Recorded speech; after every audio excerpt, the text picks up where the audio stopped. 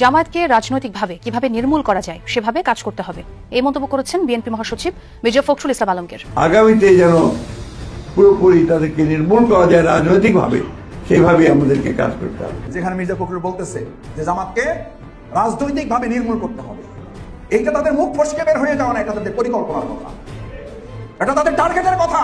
আর আমরাও সিদ্ধান্ত নিয়েছি, আমরা যে আল্লাহর কাজ করি ওই আল্লাহর পরিকল্পনায় তারা নির্মূল করতে চায়, আল্লাহ ইতিপূর্বে নির্মূল করেছে, ভবিষ্যতেও তারা নির্মূল করবে।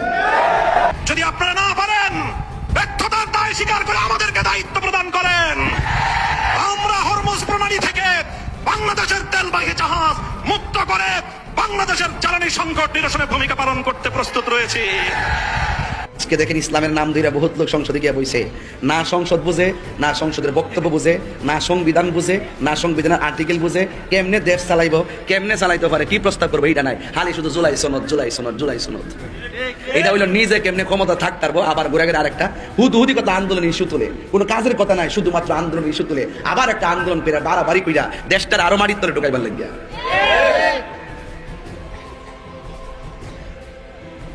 দেশের মানুষের পক্ষে কোনো কথা নাই, দেশের মানুষের ধর্মের পক্ষে কোনো কথা নাই। হ্যাঁ, ইতার নাম সংসদ। সারা দেশে ছাত্র শিবিরের উপরে যে ছাত্র দলের নারকীয় হামলা, এই হামলার পিছনে আরো একটা ভয়ঙ্কর কারণ বেরিয়ে এসেছে, একটা রহস্য উদ্ঘাটন হয়েছে। অনেকগুলো ক্লু ছিল, আজ আরো একটি ক্লু উদ্ঘাটিত হয়েছে।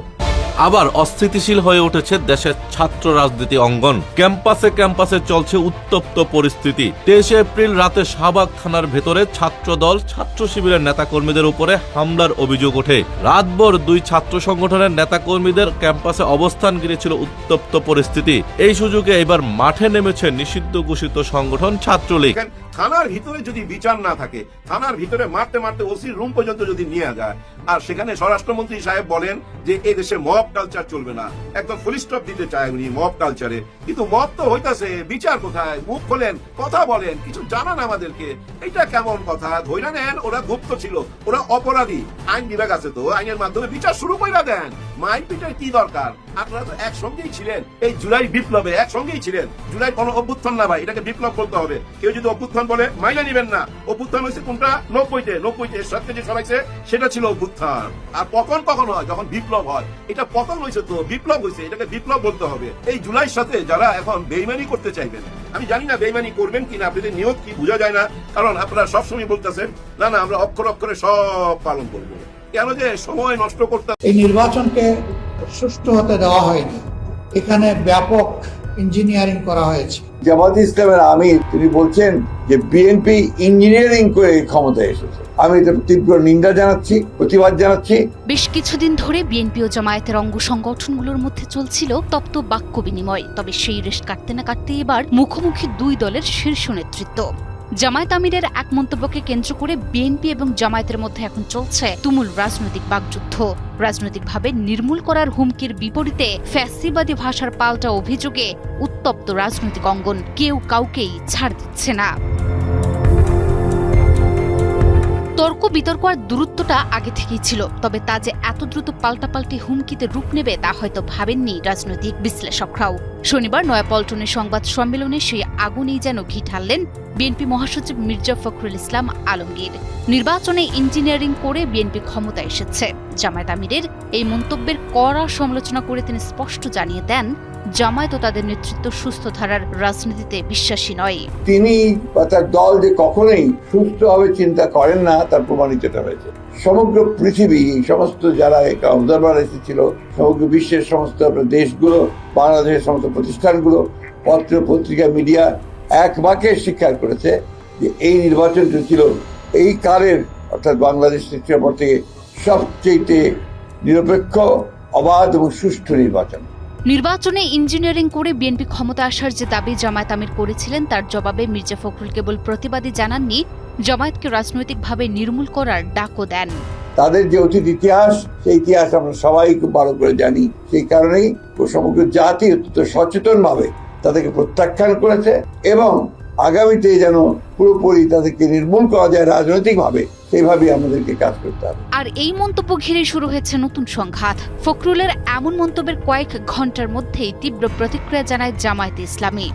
দলের সেক্রেটারি জেনারেল মিয়া গোলাম পরোয়ার এক বিবৃতিতে বিএনপি মহাসচিবের বক্তব্যকে অসাংবিধানিক ও অশোভন বলে আখ্যা দেন। তার মতে নির্মূল করার এই ভাষা গণতান্ত্রিক নয়, বরং এটি ক্ষমতাচ্যুত আওয়ামী ফ্যাসিবাদীদের প্রতিধ্বনি। তিনি আরো বলেন, তার মতো দায়িত্বশীল নেতার কাছ থেকে দেশবাসী এই ধরনের রাজনৈতিক শিষ্টাচার বহির্ভূত বক্তব্য আশা করে না। তার এই বক্তব্য অতীতের মতো দেশকে সহিংসতা ও উস্কানিমূলক নৈরাজ্যের দিকে ঠেলে দেওয়ার ইঙ্গিত বহন করে। এভাবেই চলছে রাজনৈতিক দলগুলোর বাকবিতণ্ডা। বিএনপি জামায়াতের এই বাকযুদ্ধ সাধারণ মানুষের আলোচনার কেন্দ্রবিন্দুতে পরিণত হয়েছে। নির্বাচনের বৈধতা নিয়ে বিরোধী দলের প্রশ্ন আর সরকারি দলের দমনের হুমকি, শেষ পর্যন্ত পরিস্থিতি কোন দিকে মোড় নেয় সেটাই এখন দেখার বিষয়। একটা রাষ্ট্রের যত সিস্টেম আছে সমস্ত সিস্টেম বিএনপি ক্ষমতা এসে এলোমেলো করে ফেলেছে।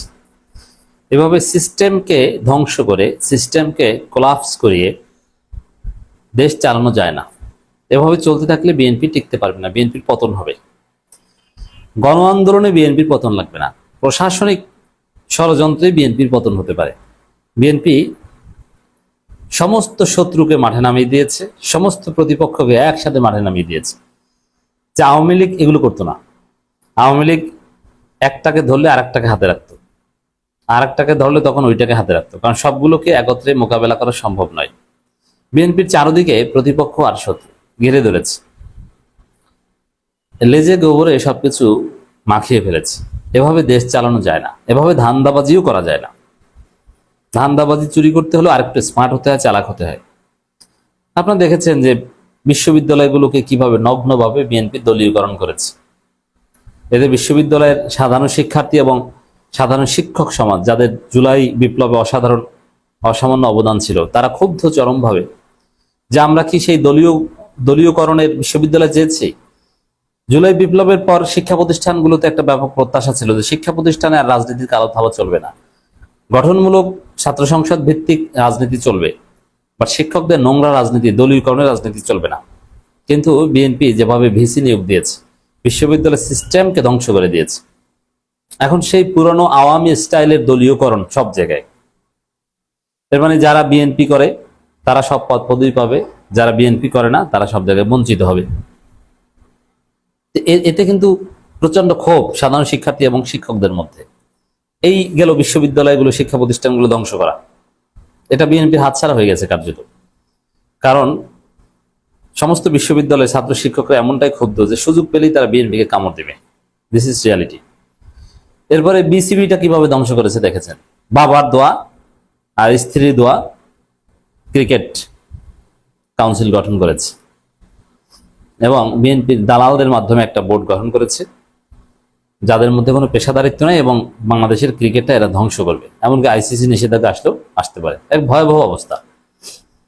এরকম বিভিন্ন প্রতিষ্ঠান এখন নিয়মিত, এই যে বিভিন্ন স্বায়ত্তশাসিত প্রতিষ্ঠান আছে, স্বায়ত্তশাসিত প্রতিষ্ঠানগুলোতে এভাবে হাত দেওয়ার কোনো কথাই ছিল না। কিন্তু না, সব জায়গায় তাদের পছন্দের লোক নিয়ে দিচ্ছে। আর যোগ্য লোকদের মানবাধিকার কমিশনটা তো ধ্বংস করে দিয়েছে, সবাই পদত্যাগ করেছে। জামিন ক্যান্সেল করে দিয়ে গ্রেফতারি পরোয়ানা জারি করা হয়েছিল। বুঝতেই পারেন কি ভয়াবহ দুঃসহ পরিস্থিতিতে আমরা তখন ছিলাম। কারাগারে এবং কোর্টের গারদগুলোতে বিএনপির ডজন খানিক নেতার সাথে আমাদের দেখা হতো। 2024-এর জানুয়ারিতে যখন নির্বাচন হয়ে গেল, এই বিএনপির নেতারাও তারা হতাশায় মুষড়ে পড়েছিল। তারাও সকলেই মন্তব্য করত 2040 সালের আগে শেখ হাসিনা বেঁচে থাকতে আর কোনোদিন বাংলাদেশের ক্ষমতার পরিবর্তন হবে এই স্বপ্ন বিএনপি দেখত না। কিন্তু আজ 2024-এর জুলাই বিপ্লবের আমাদের বীর শহীদানরা রক্ত দিয়ে যে মুক্তি এনেছে, যেই স্বাধীনতা এনেছে, 5ই আগস্ট হঠাৎ করে বিএনপি সেই শহীদানদের প্রতি, স্কুল কলেজের কোমলমতি আমাদের বীর শহীদ সন্তানদের প্রতি শ্রদ্ধা জানানোর পর দিন থেকে জুলাই বিপ্লবের কৃতিত্বকে, জুলাই শহীদদের কৃতিত্বকে খাটো করে দেখবার পায় তারা শুরু করেছে। তাই আজ এই পর্যায়ে এসে আমরা বলতে চাই, বিএনপির সাথে অনেক কথাবার্তা হয়েছে। জুলাই বিপ্লবের সকল বক্তব্যগুলো সামারাইজ হয়ে গণভোটের মাধ্যমে জাতির সামনে উত্থাপিত হয়েছে। 70% ভোটার গণভোটের পক্ষে রায় দিয়েছে, বিএনপি সেই রায় নিয়ে টালবাহানা করছে।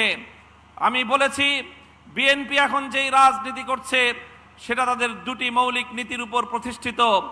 একটি হলো সুবিধাবাদের রাজনীতি, আরেকটি হলো দ্বিচারিতার রাজনীতি। নির্বাচন